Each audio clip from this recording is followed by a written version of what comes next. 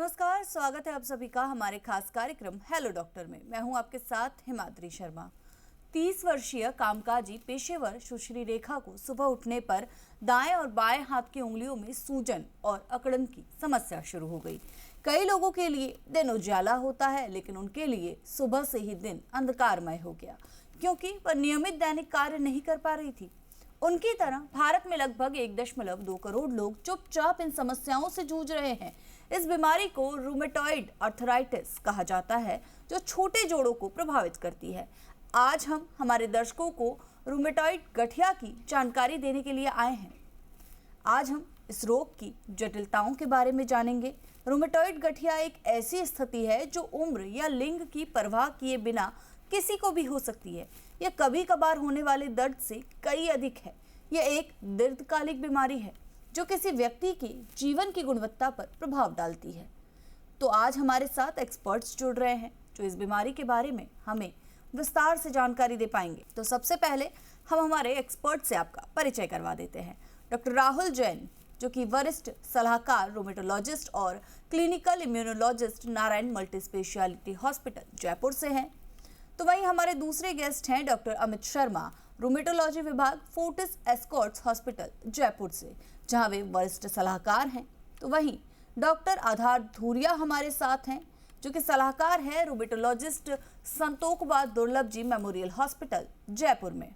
वहीं हमारे साथ डॉक्टर अविनाश जैन भी जुड़े हैं, क्लिनिकल इम्यूनोलॉजिस्ट और रूमेटोलॉजिस्ट एसएमएस मेडिकल कॉलेज और अस्पताल जयपुर से। और चलिए आज इसी पर चर्चा करेंगे और जानेंगे डॉक्टर से कि रूमेटॉइड गठिया आखिर क्या है। तो सबसे पहला सवाल डॉक्टर अमित शर्मा से। डॉक्टर, रूमेटॉइड गठिया आखिर क्या है? My name is Dr. Amit Sharma.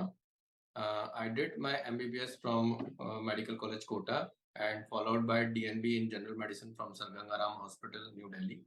And then I did my 3-year super specialty DNB in rheumatology at Indian Spinal Injury Center, New Delhi.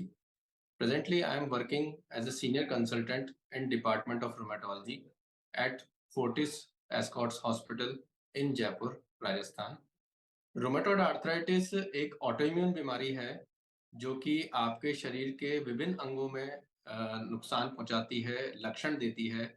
खास तौर पे ये हाथ और पैर के जो छोटे जोड़ होते हैं, उंगलियों के, पंजों के, उनमें सूजन पैदा करती है और उसमें सुबह उठने में जो अकड़न होती है, जोड़ों में सूजन आती है। दोपहर में सूरज निकलने के साथ अकड़न कम होने लगती है, दर्द कम होने लगता है। इसके साथ में कुछ और शारीरिक लक्षण भी देखने को मिलते हैं, जैसे बुखार जैसा महसूस होना, हरारत सी फील होना, भूख कम लगना, वजन कम होना। और जोड़ के साथ-साथ कभी-कभी ये बीमारी दूसरे इम्पोर्टेंट अंगों को भी प्रभावित करती है। तो इम्यून सिस्टम की बीमारी है जो आपके जोड़ों को प्रभावित करती है। वही डॉक्टर राहुल जैन, आपसे जानेंगे कि रूमेटॉइड गठिया के लक्षण आखिरकार क्या हैं? नमस्कार, मैं doctor Rahul Jain, senior consultant rheumatologist and clinical immunologist at Narayana multi speciality hospital Jaipur. Rheumatoid arthritis के जो सिम्टम्स हैं, सुबह उठने पे अगर किसी को भी आधे घंटे से ज़्यादा अकड़न लगे और हाथ और पैरों के जोड़ों में अकड़न, सूजन और दर्द महसूस हो, तो ये गठिया के प्रारंभिक लक्षण है। और ये सूजन जो होती है शुरू में स्टार्ट होती है अपने हाथ और पैरों के जोड़ों से और फिर शरीर के अन्य जोड़ों को भी इन्वॉल्व कर लेती है। तो वही डॉक्टर अमित, आपसे एक बार फिर से जानना चाहेंगे कि आखिर रूमेटॉइड गठिया के कारण क्या है, कि कैसे होता है? कोई डेफिनेट कॉज अभी तक रूमेटॉइड आर्थराइटिस का नहीं पता लगा है, लेकिन मोस्टली ये एक जेनेटिक डिजीज है। इसके जो जीन्स हैं, एचएलए जीन्स हैं, जो हमारे शरीर में या जो रूमेटॉइड आर्थराइटिस के पेशेंट में देखने को मिलते हैं, और वही जीन्स एक्टिवेट हो जाते हैं किसी न किसी एनवायरमेंटल फैक्टर्स के कारण। या तो कोई वायरल इलनेस हो, एनवायरमेंटल पॉल्यूशन हो, और मोस्ट कॉमनली सिगरेट स्मोकिंग बहुत बड़ा फैक्टर है, जो अंदर अगर जीन्स हैं हमारे रूमेटॉइड आर्थराइटिस के, तो वो एक्टिवेट कर देते हैं। तो अल्टीमेटली कॉज मोस्टली एक जेनेटिक है, जो रूमेटॉइड आर्थराइटिस के होने में किसी पेशेंट में इम्पोर्टेंट है। चलिए, मेरा सवाल डॉक्टर राहुल जैन आपसे रहेगा कि रूमेटॉइड गठिया के जोखिम कारक आखिरकार क्या हैं? रिस्क फैक्टर्स कुछ मॉडिफाइबल रिस्क फैक्टर्स हैं और कुछ अनमॉडिफाइबल रिस्क फैक्टर्स हैं। मॉडिफाइबल रिस्क फैक्टर में सबसे स्ट्रॉन्गेस्ट रिस्क फैक्टर है स्मोकिंग एंड अल्कोहल। इसको हम मॉडिफाई कर सकते हैं, और कुछ एनवायरमेंटल टॉक्सिन्स।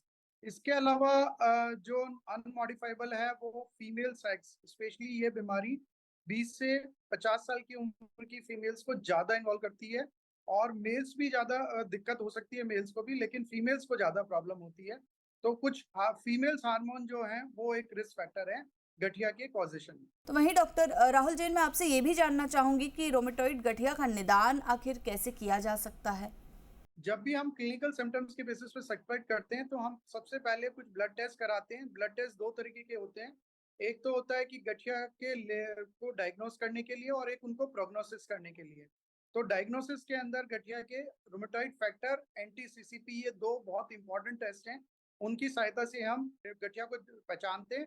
अगर वो नेगेटिव आते हैं तो कई बार हमें एमआरआई की जरूरत पड़ती है, या अल्ट्रासाउंड कराते हैं, जिससे कि हमें जोड़ों की सूजन का पता लग सके। और जैसा मैंने बताया प्रोग्नोसिस के लिए तो कुछ इन्फ्लेमेटरी मार्कर्स होते हैं, जैसे ईएसआर, सीआरपी। कई बार खून की कमी भी आ जाती है लॉन्ग स्टैंडिंग एनीमिया गठिया की वजह से। और चौथा, प्लेटलेट जो लेवल होता है या फेरिटिन लेवल होता है वो बढ़ जाता है। तो इस तरीके से हम गठिया को डायग्नोसिस एंड प्रोग्नोसिस करते हैं। डॉक्टर अमित, आपसे जानना चाहूंगी कि रोमेटॉइड गठिया के लिए आखिरकार उपचार क्या है, कैसे इससे बचा जा सकता है। रूमेटॉइड आर्थराइटिस में अब बहुत अच्छा वैज्ञानिक डेवलपमेंट हुआ है, और इसमें डिजीज मॉडिफाइंग ड्रग्स अब काम में ली जाती है। अब वो जमाना गया जब इसमें पेन किलर्स और स्टेरॉइड्स की जरूरत पड़ती थी। अब डिजीज मॉडिफाइंग ड्रग, जिसका मतलब है कि वो बीमारी की जड़ पे जाके असर करती हैं, और जो बीमारी का जो अंदरूनी कारण होता है, जो सूजन होती है, उसको टारगेट करती है। और उसी कारण से अगर बीमारी की जड़ पे काम होगा तो जो जोड़ में सूजन है वो कम होगी, और सूजन के साथ दर्द भी कम होगा, और बीमारी बिल्कुल कंट्रोल रहेगी। तो डिजीज मॉडिफाइंग ड्रग अवेलेबल हैं, गोलियों के रूप में अवेलेबल हैं, और उसका एडवांस वर्जन जो अब आ गया है इंजेक्शंस के रूप में, उन्हें हम बायोलॉजिक थेरेपी कहते हैं। और उसने हमारी जो रूमेटॉइड आर्थराइटिस के ट्रीटमेंट में एक रिवॉल्यूशनाइज कर दिया है। मरीज को बहुत अच्छा रेस्पॉन्स आता है बायोलॉजिक ड्रग्स लेने के बाद। और जिन मरीजों में जो गोलियां काम नहीं करती, या उनसे उनको तकलीफ होती है लेने में, या बीमारी नहीं कंट्रोल में आती, तब हम बायोलॉजिक ड्रग्स का यूज़ करते हैं। अभी-अभी कुछ दवाइयाँ और आई हैं, मॉलिक्यूल्स, स्मॉल मॉलिक्यूल्स हैं, जो रूमेटॉइड आर्थराइटिस के अगेंस्ट डिजीज़ मॉडिफाइंग ड्रग हैं, उनकी जड़ों पे काम करते हैं, और उसी कारण से बीमारी को हम कंट्रोल कर पाते हैं। तो अब रूमेटॉइड आर्थराइटिस के मरीजों को दर्द की दवा से दर्द ठीक करने की ज़रूरत नहीं है, क्योंकि वो सिर्फ़ दर्द में आराम देती है। हमें डिजीज़ मॉडिफाइंग ड्रग्स का इस्तेमाल करना चाहिए जो बीमारी की जड़ पे काम करे। तो वही डॉक्टर राहुल जैन, मैं आपसे ये सवाल पूछना चाहूंगी कि आखिर हमारी जीवन शैली में ऐसे कौन कौन से बदलाव हैं जो रूमेटॉइड गठिया को प्रतिबंध करने में, उसे रोकने में मदद कर सकते हैं। जी, सबसे इम्पोर्टेंट ये है कि हमें पेशेंट्स को ये क्रोनिक डिजीज है, जो कि एक ऑटोइम्यून डिजीज है, जिसमें लाइफ लॉन्ग ट्रीटमेंट लेना जरूरी है। और उसमें कुछ लाइफस्टाइल चेंजेस ऐसे हैं कि अगर कोई स्मोकिंग करते हैं, अल्कोहल लेते हैं, या नॉन वेजिटेरियन डाइट लेते हैं, वो उनको छोड़ना होगा। इसके अलावा रेगुलर एक्सरसाइज, योगा, प्राणायाम और मेडिटेशन, ये सब चीजें करनी है। और एक पॉजिटिव माइंडसेट रखना है, पेशेंस रखना है, और इसके अलावा डिसिप्लिन के साथ मेडिसिन लेनी है। और एक हेल्दी लाइफस्टाइल इंपॉर्टेंट है कि हम एक्टिविटी इन मॉडरेशन रखें, ना ज्यादा काम ना ज्यादा आराम, और ठंड से बचें। सबसे इंपॉर्टेंट है कि ये कोल्ड एक्सपोजर इस बीमारी को बढ़ा देता है, तो हमें ठंड का ख्याल रखना है। जब भी ठंडा मौसम हो या गर्मियों में एसी, कूलर, इनसे दूर रहना है, और फ्रिज के पानी से दूर रहना है। तो इन सब चीजों से हमें दूर रहना है। डॉक्टर अमित शर्मा, आपसे पूछना चाहूंगी कि रूमेटॉइड गठिया की जटिलताएं क्या होती हैं। रूमेटॉइड आर्थराइटिस एक इम्यून सिस्टम की बीमारी है, और ये सिर्फ जोड़ों में ही नहीं, जोड़ के बाहर बहुत सारे अंगों में भी प्रभाव डालती है। ये आंखों की जो आंसू की ग्रंथियां हैं, उनमें सूखापन ला सकती है, जिससे आपके आंखों में आंसू बनना बंद हो सकते हैं। मुंह में जो लार की ग्रंथि है, उससे लार बनना कम हो सकती है, मुंह में सूखापन आ सकता है। आप सूखी चीजें, रोटी, ब्रेड वगैरह नहीं खा पा सकते।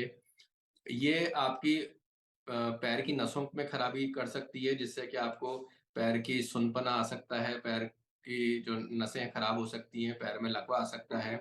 ये साथ के साथ में गैंग्रीन जैसी जो उँगलियों के भी जो खून की धमनियाँ होती हैं, उनमें ब्लॉकेज करके पैर की और हाथ की उँगलियों में गैंग्रीन भी कर सकती है। और इसके बहुत सारे कॉम्प्लिकेशन है, जैसे स्किन में घाव रहना, फेफड़ों में पानी भर जाना, हार्ट में पानी भर जाना, जैसे बहुत से अन्य कॉम्प्लिकेशंस हैं जो रूमेटॉइड आर्थराइटिस वाली बीमारी कर सकती है। और चलिए अब रुक करेंगे डॉक्टर आधार धुरिया का। आधार धुरिया, डॉक्टर आपसे जानेंगे कि रूमेटॉइड गठिया को रोका कैसे जा सकता है, कैसे इस पर लगाम लगाई जा सकती है। सर, मैं डॉक्टर आधार धुरिया हूँ। मैं एक कंसल्टेंट गठिया रोग विशेषज्ञ हूँ। जयपुर राजस्थान के संतोखबा दुर्लभ जी मेमोरियल अस्पताल में कार्यरत हूँ। बहुत ही अच्छा सवाल है कि भाई गठिया का बचाव हम कैसे कर सकते हैं। तो गठिया का बचाव करना थोड़ा मुश्किल इसलिए क्योंकि बीमारी शरीर के अंदर से उत्पन्न एक ऑटोइम्यून बीमारी है। तो ऐसा नहीं है कि किसी खान पान से या रहन सहन से गठिया होता है तो जो कार्य ना करें तो बचाव हो जाए। अभी तक हमारे पास कोई ऐसी दवाई नहीं है जिससे हम गठिया का बचाव कर सकें, परंतु कुछ आदतें हैं जिनको करने से हमें फायदा है। खासकर धूम्रपान ना करें। धूम्रपान करने से गठिया का खतरा बढ़ता है, चाहे वो बीड़ी हो, चाहे सिगरेट हो, चाहे हुक्का हो, चाहे वेपिंग हो। तो धूम्रपान अवॉइड करना बहुत आवश्यक है गठिया के बचाव के लिए। बाकी स्वस्थ जीवन जिए, कसरत करें, साधारण आहार लें, शरीर स्वस्थ रहेगा। तो वहीं डॉक्टर धुरिया आपसे ये भी जानना चाहेंगे कि रूमेटॉइड गठिया और ऑस्टियो आर्थराइटिस के बीच आखिरकार अंतर क्या है। तो रूमेटॉइड आर्थराइटिस जैसे मैंने आपको बताया एक ऑटोइम्यून बीमारी है। शरीर के अंदर जो हमारे रोग से बचाने वाले सैनिक हैं वही जोड़ों पे इफेक्ट करते हैं। दूसरी तरफ ऑस्टियो आर्थराइटिस जो है वो उम्र दराज घिसने की वजह से, जो कार्टिलेज जो गद्दी होती है जोड़ों के बीच, उसके घिसने से उत्पन्न होती है। रूमेटॉइड आर्थराइटिस के मरीजों को सुबह के टाइम जकड़न रहती है जो आमतौर पर 30 से 45 मिनट से ज़्यादा रहती है। ऑस्टियोआर्थराइटिस के मरीजों को एक चीज है हम कहते हैं जेल फिनोमेनन, यानी जैसे कुर्सी से उठते हैं तो क्षणिक स्टिफनेस होती है जो ठीक हो जाती है। रूमेटॉइड आर्थराइटिस में मेन जो रोल है वो दवाइयों का। दवाइयों से हम सूजन कंट्रोल कर सकते हैं, नुकसान होने से बचा सकते हैं, और संपूर्णतया दवाइयों से हम कंट्रोल कर सकते हैं बशर्ते कि मरीज ठीक वक्त पे है। ऑस्टियोआर्थराइटिस में दवाइयों का रोल है, कसरत का रोल है, परंतु इसमें ऑपरेशन का भी बड़ा रोल है। यानी जब एडवांस हो जाता है तो जोड़ प्रत्यारोपण का इसके अंदर एक बहुत महत्वपूर्ण रोल है। ऑस्टियोआर्थराइटिस आमतौर पे थोड़ी बड़ी उम्र की बीमारी है, 50 बरस के बाद, 60 बरस के बाद। रूमेटॉइड आर्थराइटिस किसी भी उम्र पे हो सकती है, बच्चों में भी हो सकती है, जवान व्यक्तियों में हो सकती है, वयस्कों में हो सकती है।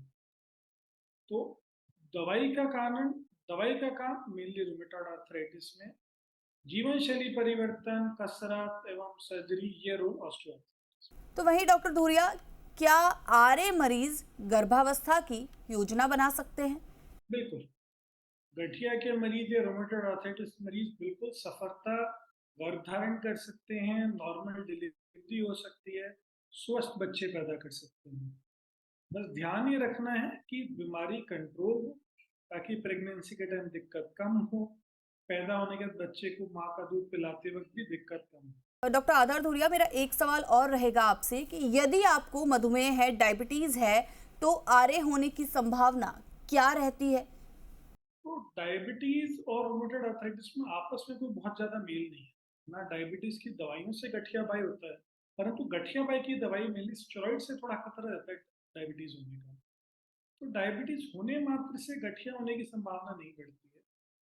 हम सभी डायबिटीज के मरीजों में ढूंढते भी नहीं है गठिया, पर क्योंकि डायबिटीज के अंदर भी कुछ कंपोनेंट ऑटोइम्यून है तो कई बार बीमारियां साथ साथ जाती हैं। पर इसका मतलब ये बिल्कुल भी नहीं है कि जिसे भी डायबिटीज है उसको गठिया होगा ही होगा। तो वहीं अब डॉक्टर अविनाश जैन का रुख कर लेंगे, उनसे भी जानेंगे कि आखिर किस तरह की ये बीमारी है और कैसे इससे बचा जा सकता है। तो डॉक्टर अविनाश, क्या योग व व्यायाम आरए के लक्षणों को नियंत्रित करने में मदद करता है। नमस्ते, मेरा नाम डॉक्टर अविनाश जैन है। I am a clinical immunologist and rheumatologist. मैं एक संधिवा ऑटोइम्यून डिजीज का विशेषज्ञ हूँ और एट प्रेजेंट अभी मैं SMS medical college and hospital and cares clinic Jaipur में काम करता हूँ। बहुत ही अच्छा सवाल है। योगा और एक्सरसाइज से रिसर्च में यह पाया गया है कि जो मरीज दवा के अलावा अपने लिए योगा और कसरत का समय निकालते हैं उनके सिम्टम्स ज़्यादा अच्छे कंट्रोल हो पाते हैं। उनके सिम्टम्स में जो उतार चढ़ाव आता है वो काफ़ी बेहतर हो पाता है, क्योंकि उनके जोड़ों में ज़्यादा मजबूती रहती है, उनके मांसपेशियां ज़्यादा मजबूत होने लगते हैं और बीमारी को ज़्यादा अच्छे से वो कंट्रोल कर पाते हैं। तो वही डॉक्टर अविनाश जैन, कभी कभी मेरे आरे लक्षण बदतर हो जाते हैं, उन स्थितियों में सकारात्मक कैसे बने रहें? थैंक यू अगेन, एक बहुत ही महत्वपूर्ण सवाल पूछा आपने। रूमेटॉइड आर्थराइटिस थोड़ा बीपी, शुगर या अपने मूड जैसा है। लगातार स्थिर बनने में या लगातार एक स्थिरता आने में वक्त लग जाता है और बहुत बार मरीज को इसका आइडिया नहीं होता, तो वो इसलिए भी उससे परेशान होते रहते हैं। तो ये एक एक जैसे शुगर है, कई बार लगातार कंट्रोल रहता है, बट कुछ दिन ऐसे होते हैं जब ये ऊपर नीचे हो जाता है, वैसे ही रूमेटॉइड आर्थराइटिस है। लेकिन इसके लिए सबसे ज़्यादा महत्वपूर्ण ये है कि अगर हम नियमित दवा लें, अपने नियमित चेकअप करवाएं, एक्सरसाइज और योगा करें, तो ये जो उतार चढ़ाव वाला सिम्टम्स हैं, ये काफ़ी हद तक कम हो जाता है। आप अपने रूमेटोलॉजिस्ट से बात करें, वो आपकी दवा की डोज एडजस्ट करके आपको हेल्प करेंगे कि उतार चढ़ाव कम से कम आए। फिर भी अगर उतार चढ़ाव आते हैं, तो उन दिनों आप दर्द की दवा लें, थोड़ा पॉजिटिव रहें, है ना? ये मौसम की तरह है, मूड की तरह है, बेहतर होगा। तो मैं डॉक्टर अविनाश आपसे एक बात और जानना चाहेंगे कि आरे रोग की प्रगति को नियंत्रित करने के लिए भोजन से क्या परहेज करना चाहिए, क्या खाना चाहिए, क्या नहीं खाना चाहिए? तो ये ऐसा सवाल है जो हर कंसल्टेशन में पेशेंट जिसका जवाब जानना चाहता है, सुनना चाहता है। हमारी जो रिसर्च है, उसमें हमने कोई भी आइटम ऐसा नहीं पाया है जिससे कि रूमेटॉइड आर्थराइटिस बढ़ जाए। बट इसका इनडायरेक्ट लिंक है रूमेटॉइड आर्थराइटिस से, कि अगर हम बैलेंस डाइट नहीं लेते हैं, तो हमारा मोटापा बढ़ने की संभावनाएं होती है। मोटापा से सिर्फ रूमेटॉइड आर्थराइटिस ही नहीं, और भी कई तरह की बीमारी बढ़ सकती है। ज़्यादातर मरीज को हम यही राय देते हैं कि अगर आपको लगता है कि आपको कोई पर्टिकुलर फूड आइटम से प्रॉब्लम है, तो वो आप बंद कर सकते हैं। बट हमारी तरफ से किसी भी फूड आइटम की मनाही नहीं है। हम जो चीज़ स्ट्रिक्टली मना करते हैं वो है अल्कोहल और स्मोकिंग। बाकी अगर हम हर किसी की बात सुन के हर रोज एक एक आइटम कम करते जाएंगे, तो शायद खाने के लिए कुछ बचेगा नहीं। डॉक्टर अविनाश, आपसे मेरा एक और सवाल रहेगा, क्या गतिहीन जीवन शैली जो है वो आरे रोग से जुड़ी हुई है?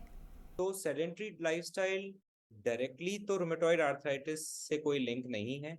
ऐसा नहीं है कि जिनका सेडेंट्री लाइफस्टाइल है उनमें रूमेटॉइड ज़्यादा देखने को मिलता है। बट हाँ, लेकिन जिनको रूमेटॉइड आर्थराइटिस है, वो अगर सेडेंट्री लाइफस्टाइल जिएंगे, तो जैसा हमने पहले एक सवाल में डिस्कस किया, उससे आर्थराइटिस प्रॉब्लम बढ़ने की संभावनाएं, फ्लक्चुएशंस होने की संभावनाएं ज़्यादा हैं। आप जितना एक्सरसाइज, योगा और फिट रहेंगे, आपके मांसपेशियां उतनी मजबूत रहेंगी, आपके जॉइंट्स उतने स्ट्रांग रहेंगे और आपके सिम्टम्स उतने ही अच्छे कंट्रोल में रहेंगे। सेडेंट्री लाइफस्टाइल से मोटापा भी बढ़ सकता है, एंड अगेन वही सेम चीज, मोटापा बढ़ने से और कई तरह की बीमारियां आती हैं। रूमेटॉइड आर्थराइटिस खुद हार्ट अटैक की, बोन को कमजोर करने की, लकवे की रिस्क को बढ़ाता है, और अगर हम सेडेंट्री लाइफस्टाइल जिएंगे तो इन सब का रिस्क और कहीं बढ़ जाएगा। तो चलिए, इसी के साथ आप सभी एक्सपर्ट्स का बहुत बहुत शुक्रिया हमारे साथ जुड़ने के लिए, इस हेल्दी डिस्कशन के लिए। और कार्यक्रम के अंत में आपको बताते चले कि रूमेटॉइड गठिया के बारे में जागरूकता बढ़ाना न केवल चिकित्सा पहलुओं को समझने के बारे में है, बल्कि प्रभावित लोगों के साथ सहानुभूति और एकजुटता दिखाने के बारे में भी है। तो आइए खुद को शिक्षित करना, जागरूकता फैलाना जारी रखें और एक ऐसी दुनिया की दिशा में काम करें जहां हर कोई एक स्वस्थ और पूर्ण जीवन जी सके, चाहे उनके सामने कितनी भी चुनौतियां क्यों ना हो। इसी के साथ आज के इस खास कार्यक्रम में इतना ही। आप अपना और अपनों का ख्याल रखें। नमस्कार।